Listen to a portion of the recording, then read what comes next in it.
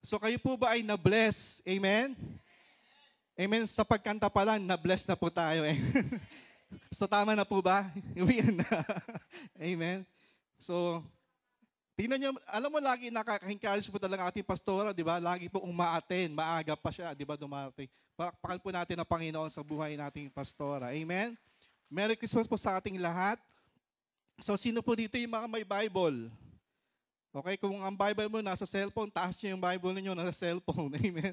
Sige po, taas niyo po yung mga Bible po ninyo. Or meron kayong talagang hard copy na Bible.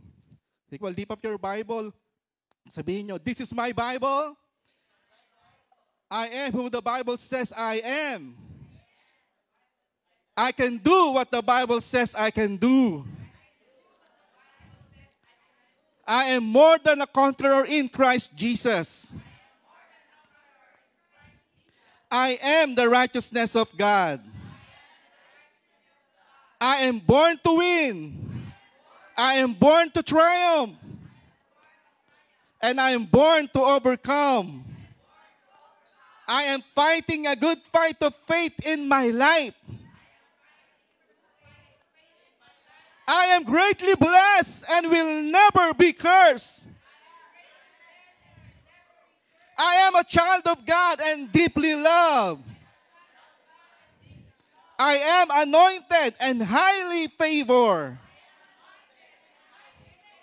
From the top of my head to the soles of my feet, I am healthy and I am not sick.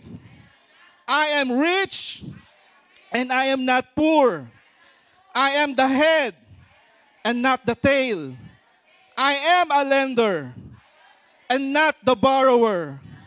I have the mind of Christ and will never be confused. I am a doer of the word and not just hearer only. Greater is He who is in me than he who is in the world. God's promises to me are yes and amen in Jesus' name. Palakpakan po natin ating Panginoon. Amen. Alam niyo po yung mga binabanggit ko, mayroong purpose po 'yan. Amen. Dinedeclare po natin sa ating sarili. Amen. Amen. Amen po ba? We speak life to ourselves. Amen. At hindi yung ano-ano yung sinasabi natin na naku, wala akong bonus. Naku, wala akong pera. Huwag ganun. Amen? So, speak life to yourselves. Amen? Amen pa. So, magpapatuloy po tayo sa ating pag-aaral patungkol sa filled with the Spirit. Amen?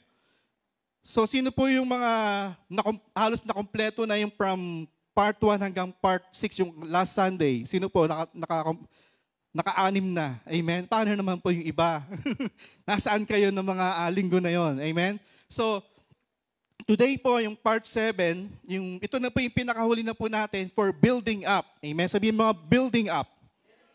Okay, so i-recap lang po natin yung mga napag-aralan po natin the past Sundays. Okay, yung part 1, speaking with the Spirit. So, yung Pentecost, pinag-usapan din niya about the Pentecost, they speak with other tongues as the Spirit gave them utterances. Yung ibang na mga nabautismuhan nung Sunday, di ba? Sila po ay, some of them ay nag-speak in other tongues. So yun po yung pagdating ng water baptism, ng Holy Spirit baptism sa kanila. Sa part 2, yung living waters, so pinag-usapan doon about the Samaritan woman, in filling of the Holy Spirit is God's way to quench our spiritual thirst. Okay, doon po sa part 2. Yung part 3 naman po, you have to test the Spirit. Amen? Hindi lahat ng Spirito ay galing sa Diyos. Amen? Hindi lahat na nagpapahayag ng salita ng Diyos ay galing sa Diyos. Amen? Pwede sila ay nagpapanggap na sila ay mga false prophet, mga false teachers, mga false angels. Amen? Or mga false na mga, ano bang mga false? Gusto niyo ba ng false? Sino may false teeth? Mahirap, di ba? Pagkakain ka ng mahirap, di ba? Minsan nahuhulog. Amen? So we have to test the Spirit. Kailangan malaman natin ano ba yung totoo. Huwag po tayo sa false. Amen? So sa part 4, yung door to all manifestation, Amen? It's the door to all manifestation, yung gifts of the Holy Spirit. Yun po ang kung bakit tayo ay tayo ay filled with the Spirit. Okay, yun po yung daan o yung pinto para dumating yung mga gifts of the Holy Spirit na yun, yung wisdom, yung knowledge, amen, yung healing, yung faith, and so on and so forth. Amen? Yung part 5 naman, the Spirit and the flesh. It speaks of the fruit of the Holy Spirit versus the works of the flesh or lust of the flesh. Amen? Yung works of the flesh, okay, yung mga may ganon, hindi sila makakapunta sa kaharian ng Diyos. They will not inherit the kingdom of God. So, kailangan po, kapag tayo po ay indwelt with the Holy Spirit, meron po tayong bunga. Sabihin mo nga, bunga. Amen? Yung love, may kanta nga naalala ko, Holy Spirit, produce in me the fruit of love, joy, peace, and patience, goodness, kindness, and gentleness, hindi ko nakabasado. Self-control. Amen? So yun, yung yung fruit of the Holy Spirit, yung makikita po natin sa part 5 na pinag-usapan. And then yung part 6, napag-usapan po doon yung 3 main kinds of tongue. Okay, number 1, yung sign tongue. Nung sila po ay na-baptism, na-receive nila yung Holy Spirit baptism nung sa Pentecost, yung mga tao doon, yung sinasabi nila, hindi naman sila mga taga doon, yung mga local na dialect po nila, pero sinasabi po nila, naiintindihan ng ibang tao. Okay? Sign po yun. Sabi, bakit nila sinasabi yun? Taga-Galileo, mga Galilean sila. Bakit nila sinasabi, oy, binibigas yung ating dialect? Parang ganun. Parang, kumbaga yung mga Kapampangan, tapos kami mga Tagalog o Bicolano, nagkapangpangan kami. Ang sinasabi namin sa Kapampangan, hallelujah, hallelujah. So, naintindihan ng mga Kapampangan. Bakit itong mga Bicolano? Amen? Nagpapangpangan sila. Yun ang sign of tongue. Amen? So, ano pa yung pangalawa? Yung pangalawa po ay yung different kinds of tongue or ministry of tongues. Amen? And interpretation. Okay, ano ibig sabihin itong different kinds of tongue? So, nung tayo ay nabaptize, meron tayong language. Okay? Meron tayong language na regular natin ginagawa when we pray. Pero itong different kind of tongues, yung ministry of tongues, merong isang pagkakataon na may tatayo at mag-speak siya in different tongues na malakas at grabe hindi niya makontrol. Amen? So, ibang klaseng tongue. So, kailangan po, yun po ay ma-interpret. Kasi, kapag yun ay ginawa, amen, hindi mo maintindihan, walang saysay. Amen? Intindihan niyo po? So yun yung gift of tongue, ministry. Yung kailangan merong kasamang magi-interpret. Amen? Okay, so yun po yung yung pangalawang tongue. Yung pangatlo naman, speaking with other tongues o yung personal tongues. Kapag tayo ay nasa private, okay? Okay, nasa sa upuan mo. Okay? Nagpe-pray ka in tongues. Yun po yung private. Okay? You are speaking in tongues. Okay? Yun po yung pangatlo. Actually, major po yan. Pero marami pang klaseng ng tongues. Amen? Amen? Ang nakakalungkot sa panahon ngayon, sinasabi po nila, wala na yan, tongue na yan. Kasi marami ng interpretation. Okay? Marami ng pinag-aaralan na hindi po yun. Amen? Tandaan po natin, itong mga gifts na to, these are supernatural. Lahat po sila supernatural. Amen? So, ibig sabihin, amen, hindi po to napag-aaralan. At hindi lang po yon. Itong speaking in tongues, ito po ay merong benepisyo physically sa ating katawan. Ano mo nang ginagawa po yun? It will strengthen your immune system. Amen ba? Napatunayan po yan dun sa isang hospital na kung saan pinag-aralan po nila yung isang tao na nag-i-speak nagpe-pray in tongues. So nakita po nila tumataas ang kanyang immune system. Amen? So kapatid, kung gusto mo na magtipid, kung wala kang pambili ng mga nagtataasan yung mga vitamins, okay, lagi-lagi kang mag-speak in tongues. Pag nagda-drive ka, pag nagko-commute ka, mahina lang po. Amen? Amen? Wag yung nasa jeep ka tapos magbabayad ka ng pamasahe mo. Syarero mo, kaya na paano ka naintindihan nun? Dapat, private lang pa nagtatangs ka. Amen? Alam niyo po, nung ako po ay nakaranas ng bagyo sa buhay ko po nung ito po yung ito yung after po ng Y2K. Kasi no after ng Y2K, yung IT na businesses ay nag-collapse. Siyempre, nag-hire ka ng Y2K. So, after noon, tapos na yung Y2K, ano mangyayari sa mga IT na companies? Babagsak sila. So, isa kami sa mga tinamaan. Ang nakakalungkot doon, hindi ako pwedeng makakuha ng parang lump sum. Wala akong gano'n, walang alok sa akin. Kapag nag-resign ako, sorry na lang, wala akong makukuha. Pero hindi na kami makapag-resign, anong ginawa po sa amin? Amen? Less pa, binawasan po yung aming sweldo ng 20%. Amen. Pamilyado ka, anong gagawin mo? Di ba? Mag-resign ka ba o ano? Hindi ko alam ang gagawin ko, yung mga kapatid. Kaya nung panahon na yun, saan ako nagpupunta? Nagpupunta ako ng CR every lunch break. Nagpe-pray in tongues ako. Nagpe-pray in the spirit ako. Amen? Kasi hindi ko po alam ang gagawin ko. Pamilyado po ako. Yung iba ko mga kasama nag-resign, wala ng trabaho. Amen? Hindi ako pwede mag-take ng risk na basta-basta. But praise the Lord, after noon, ano nangyari? May bumukas na pinto sa amin. Ano yung opportunity na yun? Yung business. Amen? Yung retail drugstore. Pwede naman siguro sabihin, TGP. Okay? Sa tulong, amen, pinaabot ng Diyos kay Pastora. Amen? Kaya kami nagkaroon ng opportunity para mag-seminar and so on and so forth, orientation. So, yun po ay history. Amen? So, kailangan po natin talaga gamitin po natin yung mga binibigay, yung kaloob ng Holy Spirit. Huwag po natin sayangin. Ang iba po sa atin, after, siguro 15 years ago pa, nabaptize, di ba, ng Holy Spirit, pero ngayon, anong ginagawa? Hindi naman ginagamit. Sayang. Amen? Amen po ba? So, we have to use it. Amen? Regularly. Amen? Para po sa inyo yun. Sabihin mo kasakatabi mo, para sa iyo yun. Amen? So, pag wala kang ginagawa, pray in the Spirit, pray in tongues. Amen? So, yun po yung mga napag-usapan ng mga last na Sunday. And then, patuloy po tayo sa ating text na nating lagi binabanggit, lagi natin binabasa. Sa Ephesians chapter 5, verse 15 to 21. Basa.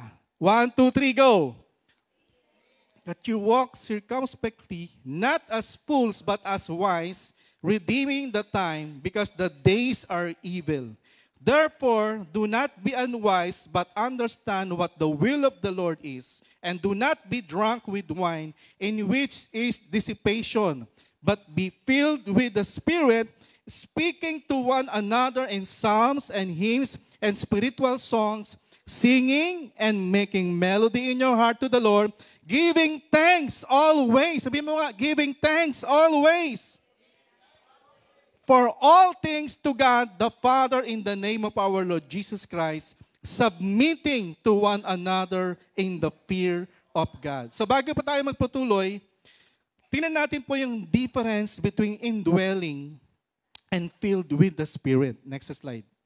So ano po yung ibig sabihin ng indwelling? Okay, indwelling, number 1, the indwelling Spirit comes to a soul that's dead in sin and creates new life.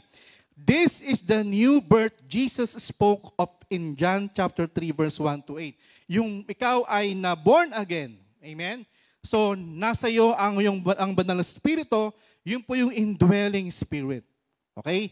Lahat ng na born again, may indwelling spirit. Amen? Number 2, the indwelling spirit confirms to the believer that he belongs to the Lord and is an heir of God and fellow heir with Christ. Amen?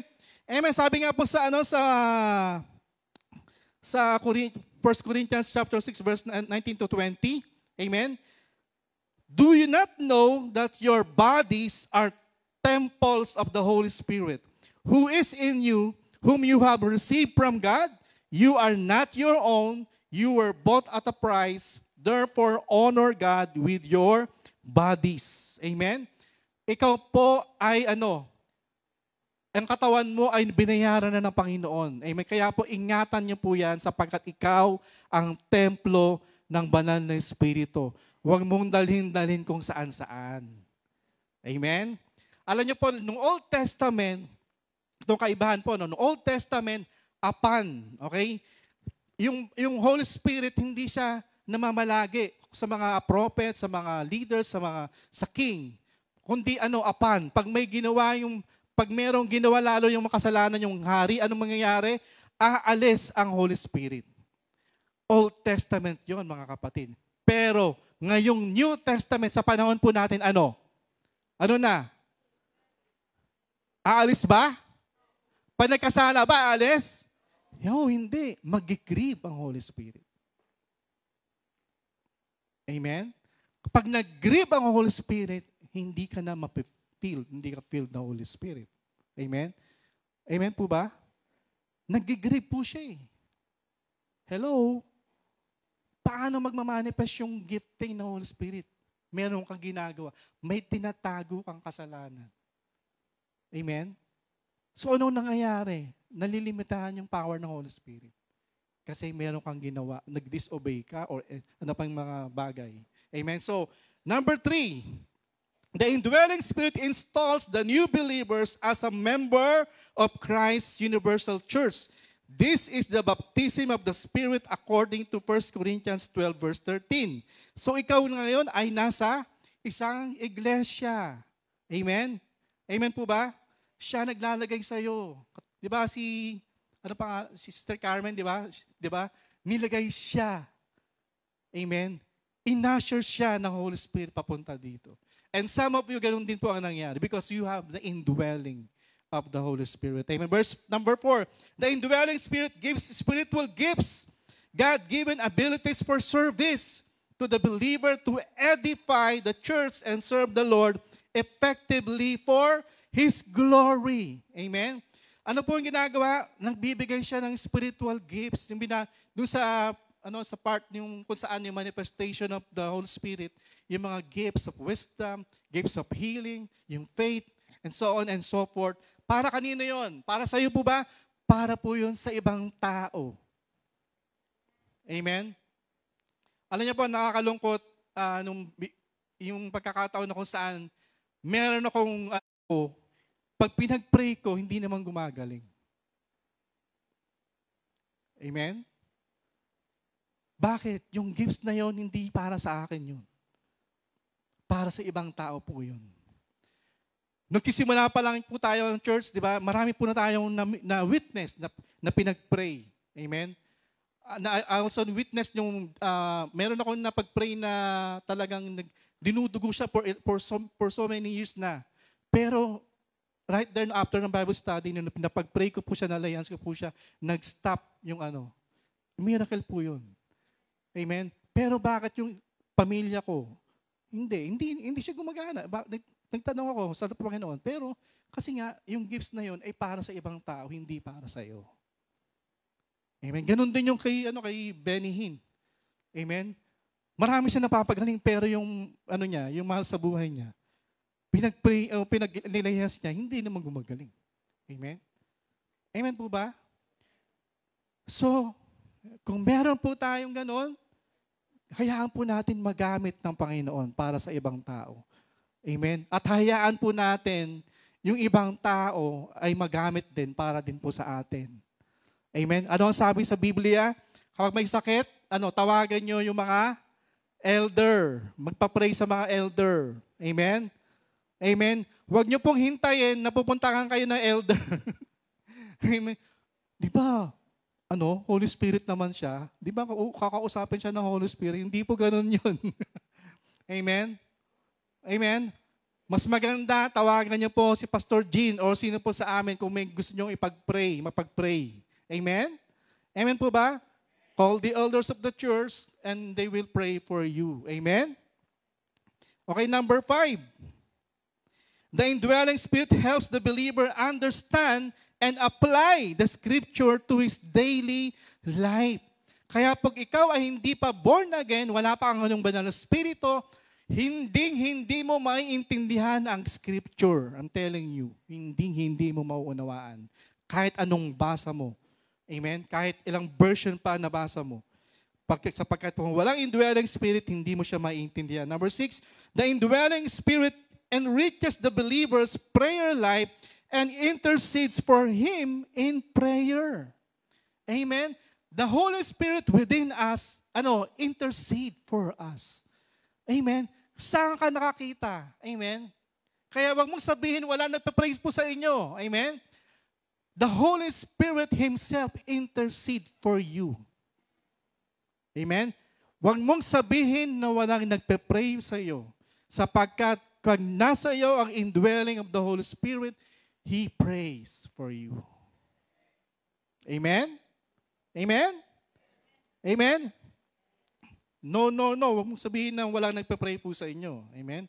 Number 7, the indwelling Holy Spirit empowers the yielded believer to live for Christ, to do His will. The Spirit leads the believer in paths of righteousness. Amen? Ang Holy Spirit will empower you para sumunod. Amen? Sa anuman ang kalooban ng Diyos sa buhay mo. Amen? And the Holy Spirit will lead you sa tamang daan. Amen? Sa tamang church, sa tamang lugar, sa tamang bahay, sa tamang opisina, tamang negosyo, o sa tamang kumpanya. Amen? Number 8, the indwelling Spirit gives evidence of new life by producing the fruit of the Spirit in the believer's life. Dahil ikaw ay may indwelling Holy Spirit, makikita po sa iyo ang bunga ng banal na Espiritu. Yung sinabi ko po kanina. Amen? Okay, number 9. The indwelling Spirit is grieved. Sabi ko kanina, di ba? When the believer sins. Kapag ikaw ay nagkasala, mag-grieve ang Holy Spirit. Hindi po siya aalis. Amen? Mag-grieve po siya. And He convicts the believer to confess his sin to the Lord so that the fellowship is restored. Amen? Kaya pag meron ka nagawa, ipahingi mo pa agad ng tawad. Amen? Amen? Para po mangyari? Ikaw ulit ay filled with the Holy Spirit. Amen? Number 10, the indwelling Spirit seals the believer unto the day of redemption so that the believer's arrival in the Lord's presence is guaranteed after this life. Amen? Ang banal na Espiritu ang nagsaseli po sa atin na tayo po ay kasama sa rapture. Amen? Gusto niyo po ba yun? Sa arrival ng ating Panginoon, amen, tayo po ay kasama sa rapture. Amen? So ano naman po yung filled with the Holy Spirit? Number 1, we are filled with the Holy Spirit when we consciously consider our actions and yield ourselves to the Spirit's power by allowing Him to guide, influence, and govern our behavior. Okay? Tandaan niyo po mga kapatid, the Holy Spirit is gentle. Hindi po siya namimilit. Amen? Ikaw po mismo, ano yung choice mo? Kung ikaw ba ay magpapaguide, magpapa-influence sa Holy Spirit. Okay? So we carefully align our daily choices and decisions with the wisdom and truth Scripture teaches. Yun po yung sinasabi na if you are filled with the Holy Spirit. Amen? You are yielding sa salita ng Panginoon, sa kalooban ng Panginoon. Number 2, when we are filled with the Holy Spirit, Number 1, we walk by the Spirit. Ano pa? We are led by the Spirit. We are to live by the Spirit and to keep in step with the Spirit. Amen? Amen po ba? So, according to the Apostle Paul, being filled with the Holy Spirit makes the difference between life and death. When we belong to Jesus, the power of the life-giving Spirit frees us from the power of sin that leads to death. Amen? The mind governed by the flesh is death. Okay? But the mind governed by the Spirit is life and peace. So instead of living in bondage to sin and fear of death, we should live as God's adopted children. Sabi mo sa katabi mo, you are a child. Ikaw ay anak ng Diyos. Sa kabila, sabi mo, ikaw ay anak ng Diyos. Amen? Number 3. Spirit-filled believers trade in fear and timidity for power, love, and self-control. They sing psalms and hymns and spiritual songs and make music to the Lord in their hearts and give thanks for everything to God the Father in the name of our Lord Jesus Christ. Tandaan niyo po mga kapatid, tingnan niyo sabi dito, no? And give thanks for everything to God the Father in the name of our Lord Jesus Christ. So if our heart overflowing with music and thanksgiving and joy, amen, yun po ang signal, sabihin mo nga signal, amen, or a sign that we are filled with the Holy Spirit. Amen? Mga kapatid, no, thanksgiving is a barometer of your spiritual life. Again, thanksgiving is a barometer of your spiritual life. Kapag ikaw ay puro reklamo, amen, lahat na lang may reklamo ka, amen, mas napapansin mo pa yung suot ng pipris dito kaysa yung sinasabi niya. Amen. Amen. Sign po yun that you are not filled with the Holy Spirit. Napapansin mo yung mga sintonado na kumakanta o ano pa man, ano yun? Senyales po na that you are not filled with the Holy Spirit. But if you are enjoying the music, praising the Lord, worshiping Him, praising the Lord, amen? At wala kang pakialam kahit na wala sa tune yung sayo, o yung step mo wala sa, ano tawag doon, wala sa beat. Wala kang pakialam. Bakit? Kasi enjoy nandun eh. Amen. You are filled with the Holy Spirit. Amen ba? Eh kung nakita mo na nagkawala na yung mga tao dito, pero ikaw ganun ka pa rin, no? Amen. Hindi ka magtaas ng kamay. Anong sign po yun? You are not filled with the Holy Spirit. Amen? So naintindihan niyo po ba? Sa pagdating sa filled with the Holy Spirit. Amen? So, tandaan, kapag ikaw ay mareklamo, ibig senyales yan. Amen? Na ikaw ay hindi ka filled with the Holy Spirit. Okay? So, we can be filled with the Holy Spirit daily by yielding our will to God in submission and obeying His Word. Amen? So some Christians describe this distinction by saying believers have all of the Holy Spirit, but the Holy Spirit may not have all of them. Okay? We are indwelt by the Holy Spirit at the time of our salvation, but we are filled by Him when we submit to Him. Next slide, pakiyan po. Believers have all the Holy Spirit, but the Holy Spirit may not have all of them. Okay? Amen, mga kapatid? So, ang lahat po tayo ay merong Holy Spirit or indwelling of the Holy Spirit. Pero, ang Holy Spirit, okay, wala ka sa Kanya. Ano ibig sabihin po nito? Okay? Ang kabayo, di ba ang kabayo ay meron siyang, ang tawag dito yung parang, kasi sabi nga ni James, di ba yung tongue, amen, lahat na yung lumalabas dyan, yung cursing and blessing. Amen? Okay, for example lang, yung kabayo. Yung kabayo ay nilalagyan sa dila ng para, yun ang gamitin ng kutsero kung saan siya pupunta. Pag kanan, kumanan ka, kakanan siya. Bakit? Kasi hawak ng kutsero yung kabayo. Bakit? Dahil dun sa dila. Amen? Nakuha niyo po? Ganun po, same thing sa Holy Spirit. Amen? Kaya kung ating dila natin, hindi natin hindi ma-water baptize, o mag-speak tayo in other tongue. Amen? Ano mangyayari? hindi controlled.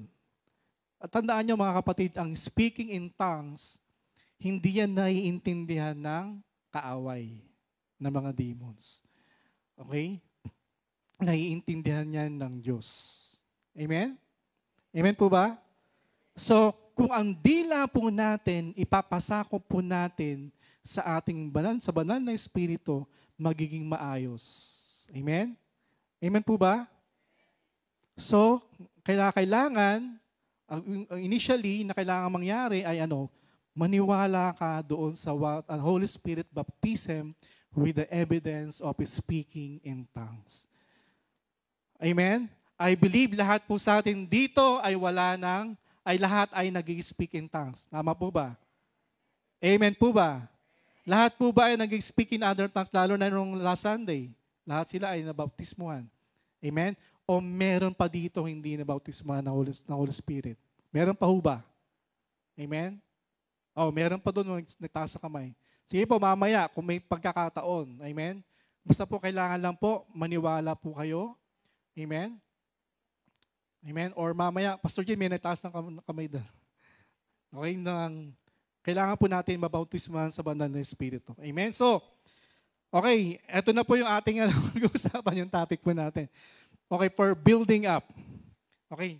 Pansinin po natin yung puno na yan. Yung puno na po yan ito po ay oak tree. Okay? It's a massive trunk and sprawling branches. The oak is a symbol of strength and stability. The oak is a hardwood tree, which means that it's durable and long-lasting. The wood of the oak is used for a variety of purposes, including furniture and flooring. The oak tree is also an important source of food for many animals, such as squirrels and birds. The acorns of the oak tree are a favorite food of these creatures. So, kita natin yung oak tree na yan, symbol yan ng stability and strength. Okay, mamaya makikita po natin. So, yung text natin po ay sa 1 Corinthians chapter 14, verse 1 to 5. Basahin ko po sa The Passion Translation. Okay, basahin. Sundan lang po natin. Basahin po natin. Verse 1. It is good that you are enthusiastic and passionate about spiritual gifts, especially prophecy. Verse 2. When someone speaks in tongues, a known tongue, no one understands a word he says, because he's not speaking to people, but to God. He is speaking intimate mysteries in the Spirit. Next. But when someone prophesies, he speaks to encourage people, to build them up, and to bring them comfort. The one who speaks in tongues advances his own spiritual progress, while the one who prophesies builds up the church. Tignan niyo yung kaibahan na po. Next verse. I would be delighted if you all spoke in tongues, but I desire even more that you impart prophetic revelation to others. Greater gain comes through the one who prophesies than the one who speaks in tongues, unless there is interpretation so that it builds up the entire church. Tayo po yung manalangin sandali. Ama namin Diyos, maraming salamat sa iyong salita. Dalayan ko, Panginoon, samahan niyo po ang inyong lingkod at tunay nga, Panginoon, ihanda mo aming mga puso, aming isip, O God, to receive from your revelation, from your word, O God. And we thank you, Panginoon, na tunay nga, Lord, tunay nga, Panginoon, ito ay mag-establish, will give us strength and stability sa aming mga buhay, Panginoon. Thank you, Lord, for your Holy Spirit, O God, that will guide us this morning. We thank you, Lord. We allow you, Holy Spirit, to move mightily in our midst, oh God. In Jesus' name. Amen and amen. Okay. Doon sa binasa po natin, makakapansin po natin dito, yung mga naka-highlight na po, no? Ilang beses sinabi yung builds up or build up. Amen? So, number 1, building up for the church. Yung prophecy. Okay? Mahalaga po yun. Ano ba yung prophecy? Next slide. Okay, prophecy is divinely inspired and anointed utterance. Supernatural proclamation in a known language. manifestation of the Spirit of God, not of intellect, may be possessed and operated by all who have infilling of the Holy Spirit. Okay, kung ikaw ay nasa Panginoon, meron kang infilling of the Holy Spirit, okay, pwede kang mag-operate sa prophecy. Okay? Intellect, faith, and will are operative in this gift, but its execution is not intellectually based. Again, it is not intellectually based. It is calling forth words from the Spirit of God. Directly, okay? Direct from the Spirit of God. Amen? Doon sa pagkakataon na yon. Okay? So, yung Greek word na yon, yung prophecy, ibig sabihin po nun ay to speak forth, declare the divine will. Amen? To interpret the purposes of God. So, ibig po sabihin, hindi po siya prediction, hindi po siya foretelling. Siya po ay proclamation. Okay? Proclamation po siya. Hindi siya po prediction. Prophecy was not the same as our modern day preaching. Yung ginagawa ko pong pagpipreach o yung ginagawa po namin ditong pagpipreach, hindi po yun prophecy. Bakit? Meron po ba na prophecy na inaaral muna? Kasi nag-aaral po kami. Diba? Yung preaching po natin ngayon, pinag-aralan ko, I study. Pero yung prophecy, amen, hindi po siya prepared. Galing mula sa Spirit of God at lumabas sa akin. Alam niyo po ba, when the moment you testify, amen, when you testify dito sa in front of the congregation at mula sa puso, amen, sinabi mo yung ginawa ng Panginoong Jesus sa buhay mo, and that is a spirit of prophecy. Amen? Hello? Amen? Pero hindi yung may sulat. May kodiko. Ang ibig sabihin, sinabi mo yan ng buong puso, okay, nag-flow ka lang. Ano sinabi mo?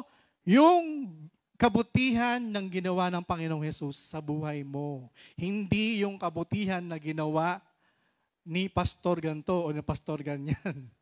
Amen? Iba po yun. Amen? Amen po ba? Okay? So, anything na anuman ang tinestify po natin, amen, sa ating mula sa puso about the goodness of Jesus, the goodness of God, okay, yan po ay spirit of prophecy. Amen? Nag-flow ka lang.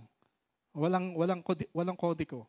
Okay, prophecy, next slide. Prophecy speaks to men, while speaking in tongues is to God. Okay? Ulitin ko po, no? Prophecy speaks to men, while speaking in tongues is to God. Amen? Tandaan po natin, ang prophecy ay para sa church. Amen? Ang tongues ay para lamang sa iyo. Pero kung merong gift of tongues, ministry of tongues, different kind of tongues, kailangan, ibig sabihin yan po ay para sa church, pero kailangan may mag-interpret. Kasi pag walang nag-interpret niyan, bali wala po yun. It will not edify the church. Amen? Ang tanong, Pastor, meron ba nangyayari? Meron din po nangyayaring ganyan sa iba. Sa ibang church. Pero sa atin, wala pa akong na-experience. Amen? Amen po ba? So, kailangan may mag-i-interpret. Amen? Okay, number 2. Ay, naalala ko lang po, no? Bago po tayo dyan. Remember si Apostol Pedro, after nilang mabaptize ng Holy Spirit, anong ginawa ni Apostol Pedro? Siya po ay nag-preach. Amen? At 3,000 ang na-save. Amen? Si Apostol Pedro ay nag-preach about Jesus at siya po ay nag-preach in Aramaic. Amen? Nag-preach siya in Aramaic. Amen? So, kung meron dito, na ano na for example, may foreigner, hindi siya marunong mag-Tagalog. Pero meron tayo ano siya, nag-prophesy siya, 'di ba? At 'yon ay inano niya ng Tagalog, hindi naman siya marunong mag-Tagalog. Pero naiintindihan natin. Ano 'yon? Amen. Prophecy po 'yun, 'di ba? Na talagang or sa kanya, ayun ay different kind of tongues kasi hindi niya alam 'yon. Pero alam nating lahat. Amen? Yun po yung mga ibang mga example. Okay, number 2, prophecy edifies the church. Speaking in tongues edify only the speaker. Amen? Amen po ba? God spoke to His people directly through the prophets, and the message was sometimes given in a tongue. Amen? So, pag ganun, kailangan may mag-i-interpret. Pero kung wala mag-i-interpret, ano lang, sino na na-edify? Yung speaker lang ang na-edify. Amen? So, kaya hindi ko naman sinasabi na baliwala yung tongues. So, sinasabi lang po natin, when it comes to building the church, kailangan po ay the gift of prophecy ang mag-manifest, ang mag-function, amen, ang makita sa ating iglesia. Amen? Amen? Alam niyo po kahit sa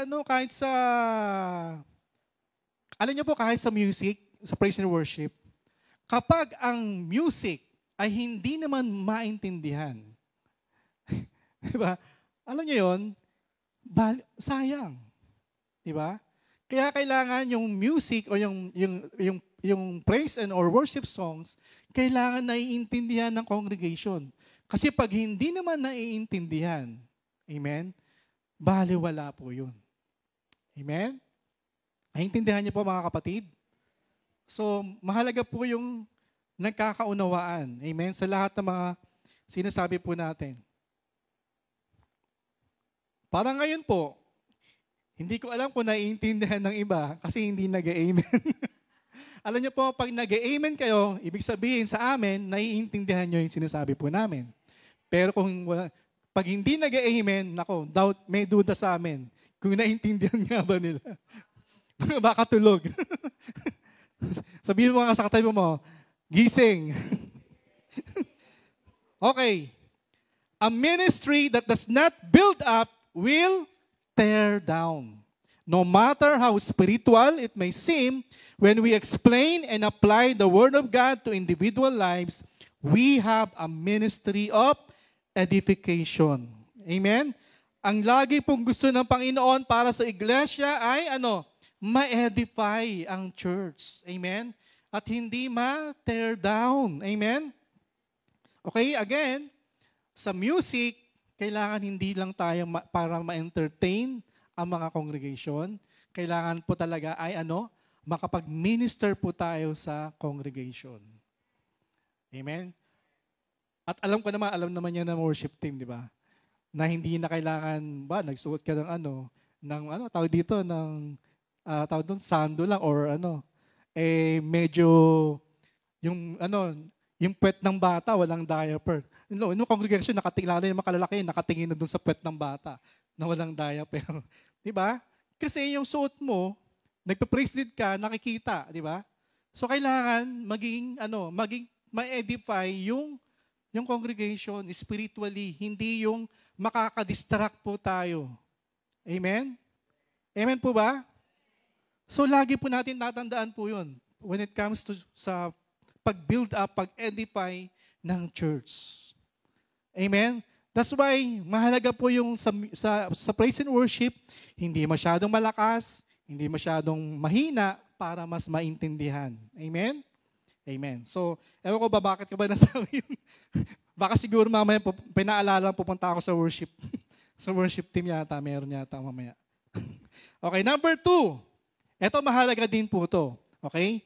Building up for yourself, yung speaking in tongues.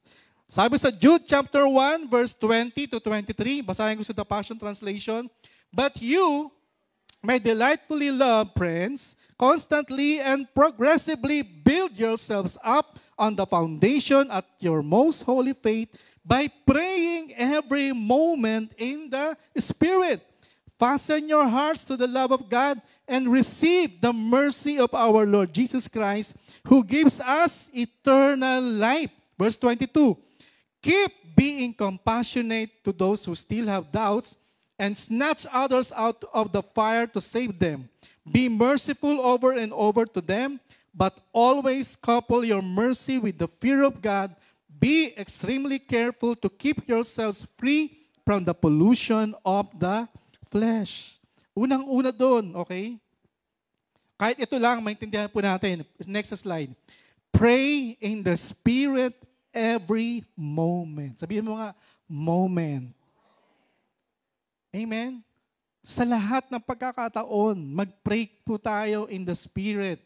So, ano ang kailangan po dyan? Amen? Immerse ourselves in the Word of God. Amen? Amen po ba? Sapagkat when we pray in the Spirit, when we pray in tongues, if we are immersed in the Word of God, ang banal na Espiritu ipapaalala sa iyo kung ano yung sinasabi sa Scripture. Amen? Amen po ba? Again, if you are only speaking in tongues, pero wala kang word, di ba? Kailangan may word ka. Amen? Para mapaalala ng Holy Spirit yung nararapat na scripture o yung verse para sa pagkakataong iyon. Amen? Amen po ba? Immerse yourselves in the Word. Amen? Okay, yung isa pa. Fasten your hearts to the love of God. How? Let us strive to live a life of obedience, cherishing and guarding the love of our Heavenly Father, and anticipate the blessed hope of Jesus' glorious return. Amen? Amen po ba? So, lagi po tayong mag-obey. Amen? Kapag tayo ay nag-obey sa salita ng Diyos, sinasabi po natin na mahal natin ang ating Diyos. Amen? Sabi ng Panginoon, if you obey me, you love me. Amen? Amen po ba? Ano pa? Keep being compassionate to those who still have doubts and snatch others out of the fire to save them. Amen? How? Don't stay in the church by only attending worship services from Sunday to Sunday. Get out and go to the mission field. Amen? Makiisa sa missional community. Amen? Huwag lang po tayo attend lang ng attend from Sunday to Sunday. Amen? Amen po ba? So, binibigyan ng emphasize dun po sa Jude, yung building spiritual resilience. Amen? Amen po ba? And if we are building resilience, kasama din po doon yung rescuing other people. Amen? Amen po ba? So if we are established in the Word, if we are established, we are filled with the Spirit, madali po mag-snatch, amen, sa kaharian ng kaaway. At madala natin itong mga taong ito, saan? Sa kaharian ng Diyos. Yun po, yung filled with the Holy Spirit. Yung po ang advantage. Amen? If we are established, amen, sa salita ng Diyos, amen? Amen po ba? So lalong-lalo na sa panahon po ngayon. Amen? So hashtag, stop scrolling, start sharing. Stop scrolling on your mobile phone and start sharing the gospel using your mobile phone. Amen? Tigilan na po natin yung may party, hawak-hawak pa rin ng cellphone. May dinner, hawak-hawak pa rin ng cellphone. Kung ano-ano ang ini-scroll. Amen? Start sharing the gospel using your mobile phone. Amen? Or, i-establish mo yung, edify mo yung sarili mo when it comes to the Word of God. Makinig ka sa mga podcast, makinig ka sa mga preaching. And by the way, meron po tayo sa Spotify, yung ating church, meron po doon, makapakinggan niyo po sa Spotify yung ating mga previews na mga preaching. Amen? So habang nagdadrive po kayo, pwede kayong makinig. Hanapin niyo lang po yung Spotify, yung Rhema Word of God Church. So pwede niyo pong pakinggan. Okay. So, Jude 1 verse 24. Now to the one with enough power to prevent you from stumbling into sin and bring you faultless before His glorious presence to stand before Him with ecstatic delight. Amen?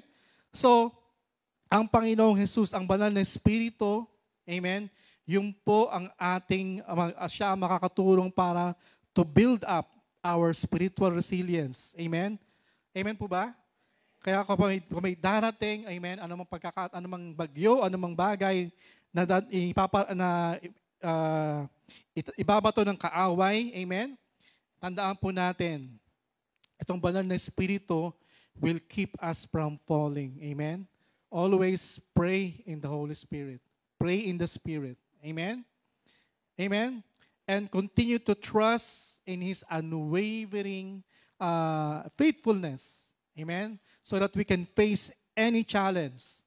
Sa taong 2024, we can face any challenge. Amen po ba? So, last na lang po mga kapatid. Next slide. Kanina po, di ba, pinakita ko sa inyo yung oak tree.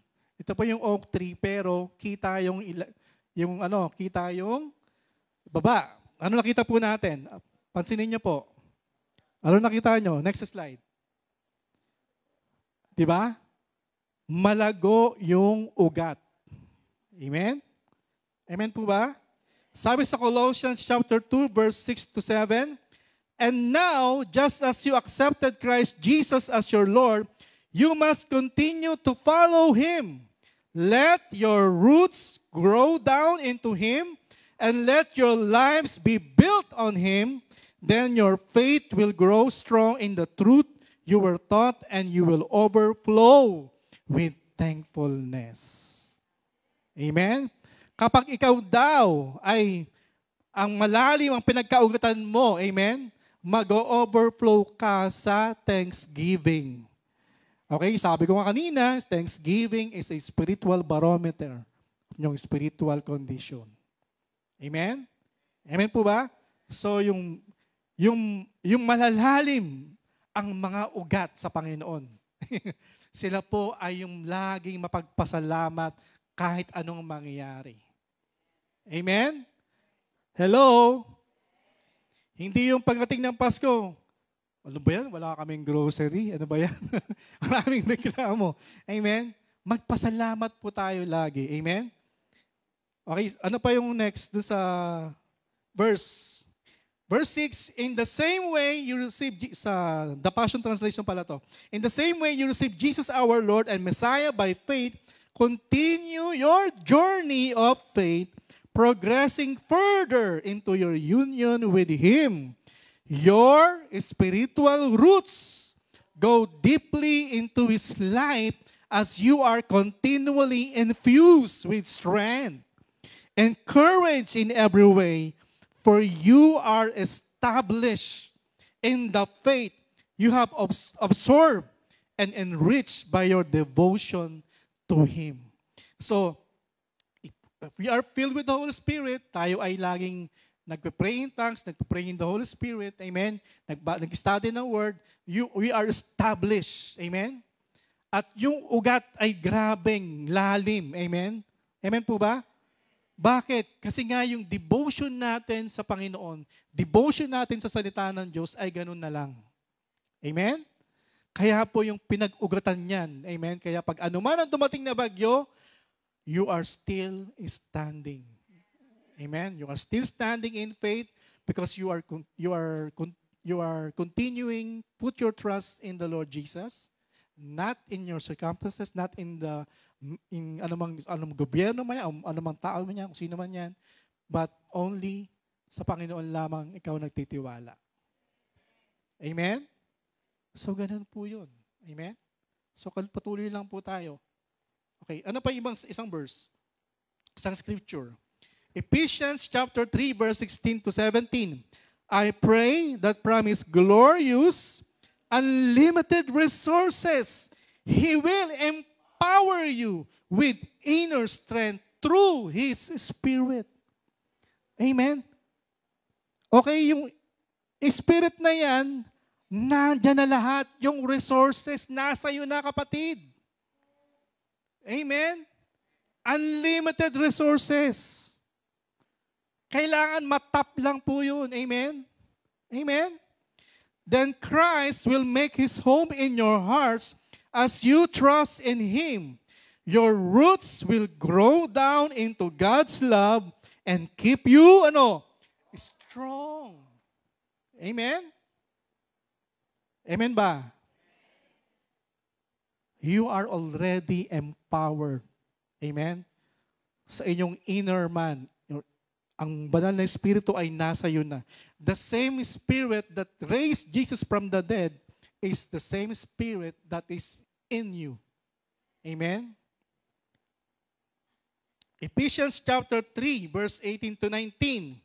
And may you have the power to understand, as all God's people should, how wide, how long, how high, and how deep His love is.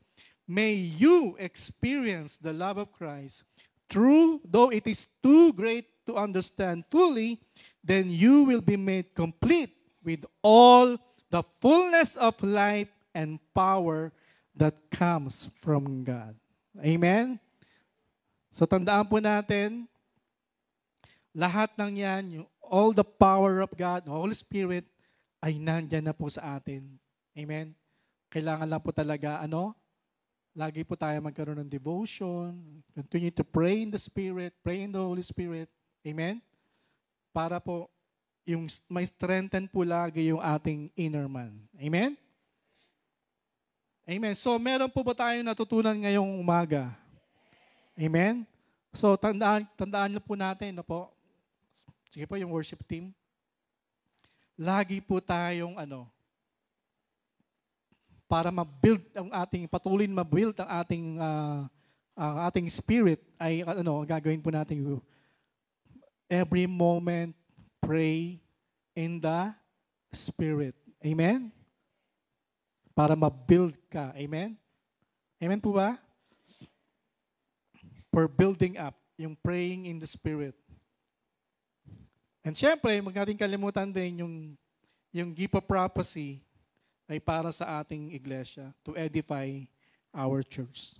And let us always pray na every from Sunday to Sunday, laging may gift of prophecy. Again, pag nagpipreach po kami, hindi po yung prophecy. Kasi pinaghandaan po namin eh. Amen? Yung gift of prophecy, sa pagkakataon na yung time na yon, na biglang dumating ang banal na Espiritu, nagbigay ng utterance na mauunawaan po ninyong lahat. Amen? Hindi siya scripted, hindi siya memorize o hindi siya pinag-aralan, basta lumabas lang sa kanya. Gift of prophecy po yun para sa buong iglesia. Amen? Amen po ba? So, as we continue to worship the Lord, so, again, continue lang po natin kung hindi nyo naman alam kung anong gagawin nyo. Sabi sa Romans 8:28, di ba? The Holy Spirit help us in our weaknesses. Amen? And ano man yung hindi natin alam ipag-pray, tutulungan tayo ng banal na Espiritu. Sige po, tayo po tayong lahat. And as we continue to worship the Lord, kung hindi mo alam yung ipag-pray mo or hindi mo alam yung gagawin mo, amen? Just pray in the Spirit, pray in the Holy Spirit as we continue to worship the Lord. Amen?